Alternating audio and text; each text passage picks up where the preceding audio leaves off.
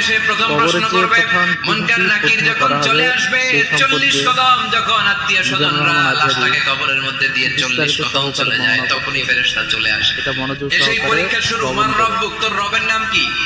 আমরা বলবো রব্বি আল্লাহ। দ্বিতীয় প্রশ্ন, ওমা দীনু, তোমার ধর্মের নাম কি? আমরা কি বলবো? দিনী প্রচারের তৃতীয় প্রশ্ন, বিশ্বনবীর চেহারা দেখিয়ে বলা হবে, আতারিফু হাদার রাজুল, এই লোকটারে চিনো নাকি?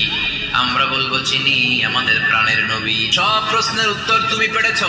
ফায়ুফসাহু লাহু কবরুহু 70 যিরান, আপনার কবরটারে 70 হাত লম্বা করে দেয়া হবে। ওয়ায়ুফতাহু লাহু বাবুন ইলাল জান্নাহ, আপনার কবর থেকে জান্নাতের দিকে দরজা খুলে দেয়া হবে। ওয়ায়ুলবাসু মিন লিবাসি আহলিল জান্নাহ, জান্নাতের দুইটা রেশমি কাপড়ের পোশাক এনে আপনারে পরিয়ে দেয়া হবে। আর বলা হবে, নাম কানাউমিল আরুস, ঘুমাও। তোমাকে লম্বা সময় পানি দিতে হবে, ঘুমাও। কানাউমিল আরুস, যেমনি